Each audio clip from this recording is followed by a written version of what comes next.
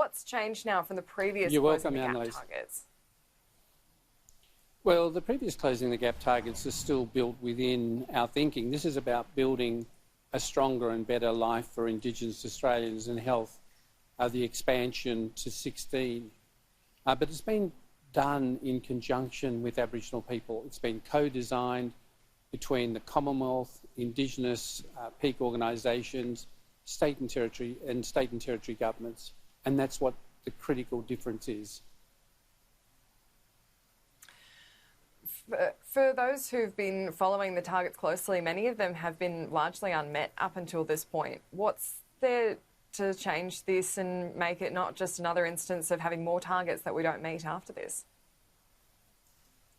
Well, I think the difference is the intent of the targets developed by Tom Calmer and the group that he had with him and being adopted by Kevin Rudd did work to achieve outcomes, and the outcomes were incremental. But what was left out was the important ingredient of having Aboriginal people sit and negotiate paragraph by paragraph, and for state and territories to endorse it, to accept responsibility, to be accountable, and they themselves will report in their own parliaments. The peak organisations will report on their success in achieving these targets, so the collective approach will be very different to where it was just the Commonwealth reporting. And I think the other thing that's critical in this is we will look at the targets, identify what needs to be done better, how it will be done, how existing resources can be utilised, and then what are the additional levels of commitment that will need to be given. When we talk about Indigenous incarceration rates as well, that's very firmly at a state level. Do you expect that there will be strong reform in that area? Well, given the last meeting in particular, when we went through the final agreement, the ministers sitting around that table committed to achieving all of those targets. Now, they know there are challenges.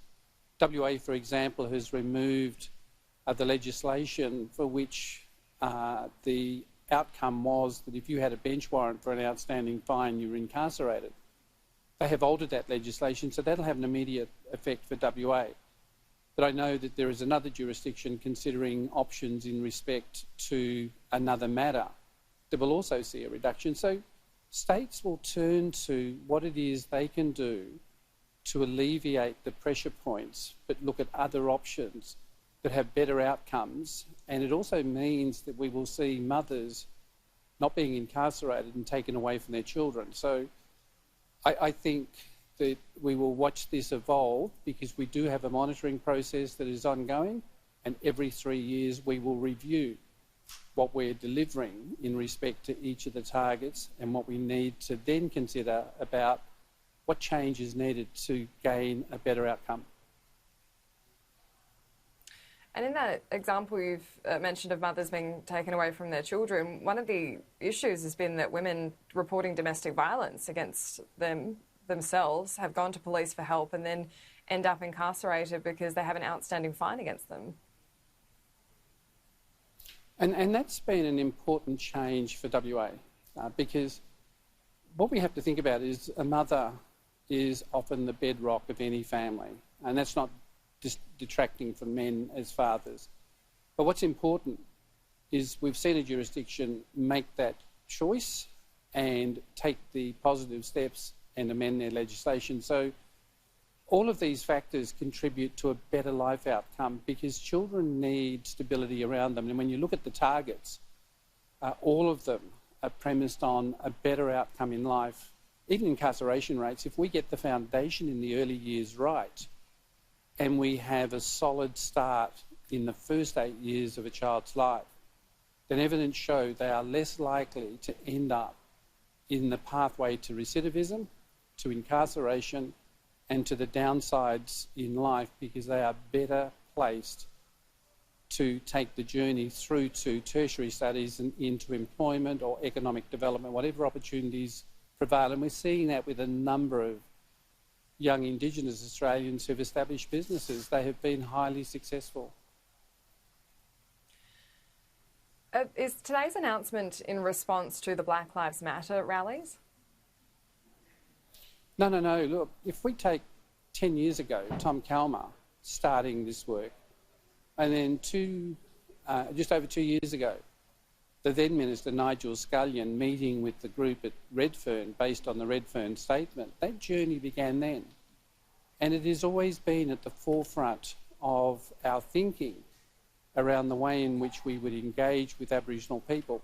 The former Prime Minister, Malcolm Turnbull, said we are going to do things with Aboriginal people, not to them. And equally, Prime Minister Morrison said we will now address the issues around how we partner better with Indigenous Australians, and that's been demonstrated in all of us negotiating to the point that we have, and the agreement encapsulates the partnership, listening to the voices of Indigenous leadership, but equally state and territory and Commonwealth governments coming together along with the Australian Local Government Association to achieve better outcomes for Indigenous Australians over the coming decades. And just finally, you're a West Australian. There's a bit of a border battle heating up with Clive Palmer's High Court case. Do you think that this should go ahead with the federal government's support to pressure WA to reopen the border? Look, I think if you just take the point of Clive Palmer has challenged the WA border closure. He's taking it through the court processes. I'm a West Australian. The closed borders have meant that we've not had outbreaks of coronavirus in the way in which I see my fellow Australians in Victoria and New South Wales experiencing. I really feel for the Victorians because listening to those figures today means that that virus is having a greater impact. And WA has not had that. Most of ours, or the majority of ours, have been from people who've flown in from overseas. They've been quarantined, or those who've come in on ships. Locally, we feel very confident about our lifestyle and the fact that we take extreme precautions. And I still urge people to socially distance, wash their hands, and if you're ill, do not go to work and infect others.